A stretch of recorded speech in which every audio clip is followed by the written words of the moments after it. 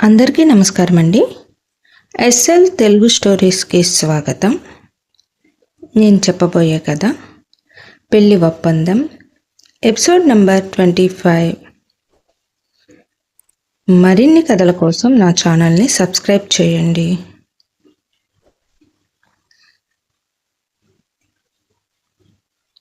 విక్కీ పుట్టినరోజు. ఇల్లంతా అలంకరణలతో, లైటింగ్లతో చూడ్డానికి ఎంతో అందంగా, ఆహ్లాదకరంగా ముస్తాబు చేశారు. పని వాళ్ళందరూ హడావుడిగా పనిచేసుకుంటూ ఉన్నారు. టైం 9 అయ్యింది. కానీ మిహిర మాత్రం నిద్ర లేవలేదు. గెస్ట్లు వచ్చే టైం అవుతుంది. మిహిరా మిహిరా అని ఎవరో నిద్ర లేపుతున్నట్లుగా ఉండి కళ్ళు తెరిచి చూసింది మిహిరా. తన కళ్ళెదురుగా తన స్నేహితురాలు సోనీ ఉంది. ఎంతో సంతోషంగా లేచి సోనీ అని గట్టిగా కౌగిలించుకుని ఎంతో ఆనందంతో, సోనీ నువ్వు ఇక్కడ ఎలా అంటూ ఆశ్చర్యంగా అంది. ఎలా అంటే ఏమిటి? నీ పెళ్లి గురించి నువ్వు చెప్పకపోతే నాకు తెలియదనుకున్నావా వదినా? వదినా వదిన ఏమిటి సోనీ? తనలోని ఆనందం తగ్గి అయోమయంలో నిదానంగా అంది మిహిరా. మిహిరా, రాహుల్ ఎవరని అనుకుంటున్నావు? ఎవరు? నీకు తెలుసా? అలా ఎలా అనుకుంటున్నావా?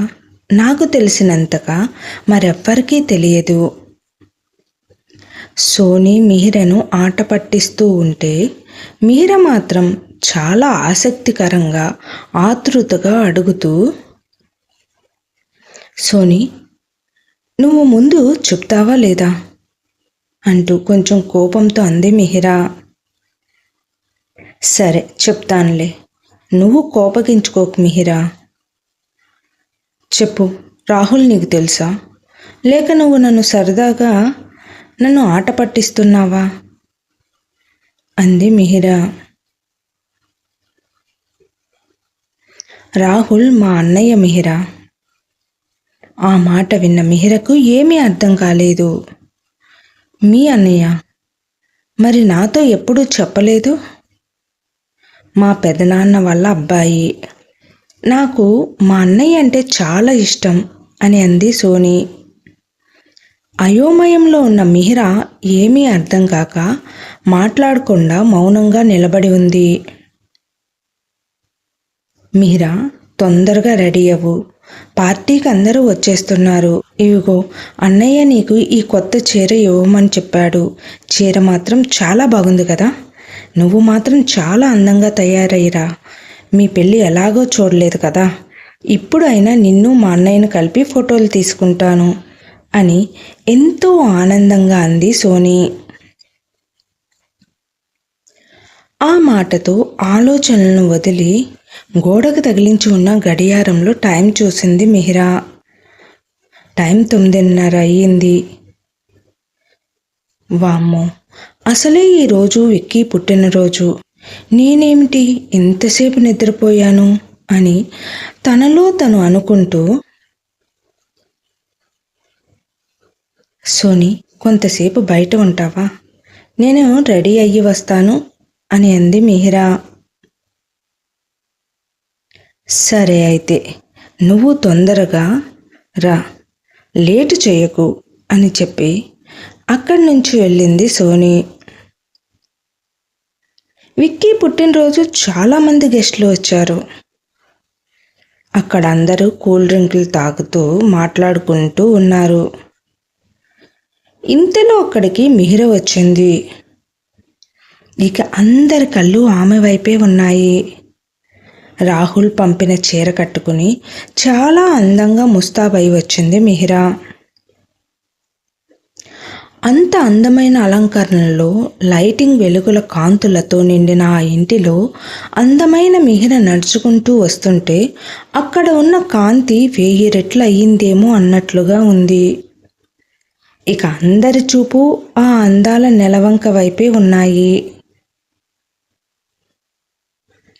అందరి దిష్టి తన కోడలకు ఎక్కడ తగులుతుందోనని భావించిన సరస్వతి గారు మిహిర దగ్గరికి వెళ్ళి తనకు దిష్టి చుక్క పెట్టి, మిహిర ఎలా ఉన్నావు? అది చూసిన రాహుల్కు అక్కడ ఉన్న అందరూ తన కొడుకు పుట్టినరోజు గురించి మర్చిపోయి మిహిరను హైలైట్ చేసి చూడడం నచ్చలేదు.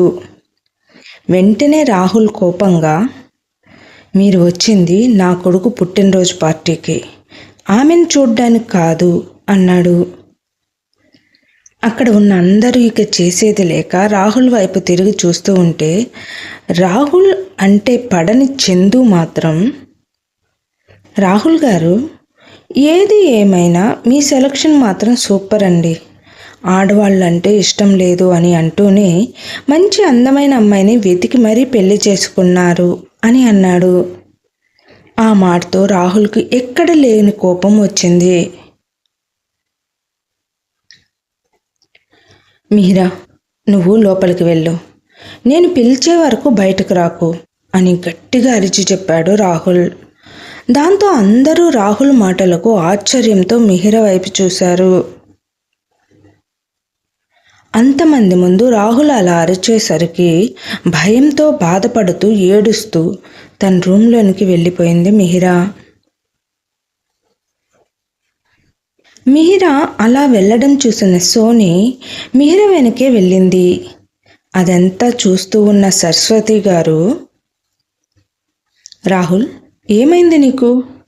నలుగురిలో ఉన్నప్పుడు భార్యను అలాగే కోపంగా మాట్లాడతారా అని అనగానే, అమ్మా, నీకు తెలియదు, నువ్వు ముందు ఆమె వైపు మాట్లాడకు అని చెప్పి రాహుల్ హడావుడిగా విక్కీని తీసుకుని వచ్చి కేక్ కట్ చేయించి మరలా తన రూమ్కు తీసుకుని వెళ్ళిపోతూ, నా కొడుకు పుట్టినరోజుకు వచ్చినందుకు మీ అందరికీ నా హృదయపూర్వక ధన్యవాదాలు. ఏమైనా తప్పుగా మాట్లాడి ఉంటే నన్ను క్షమించండి. అలాగే దయచేసి మీరందరూ భోజనం చేసి వెళ్ళండి అని అన్నాడు. విక్కీ కేక్ కట్ చేయడం అయిపోయిన తర్వాత సరస్వతి గారు మిహిర ఎంత బాధపడుతుందోనని ఇక అక్కడి నుంచి మిహిర దగ్గరకు వెళ్ళింది.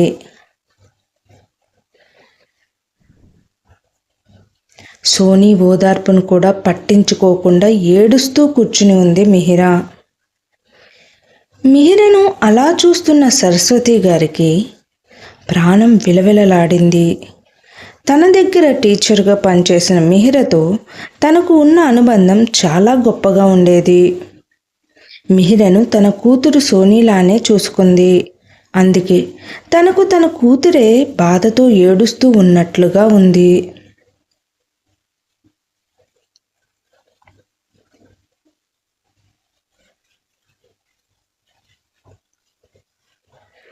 ఇక మిహిరతో సరస్వతి గారు ఏం మాట్లాడతారు?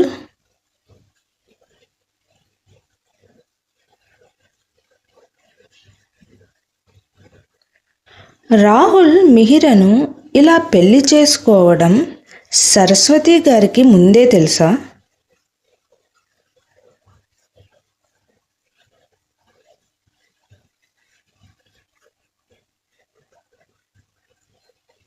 ఇక ఇదంతా మనం తరువాయి భాగంలో చూద్దాము.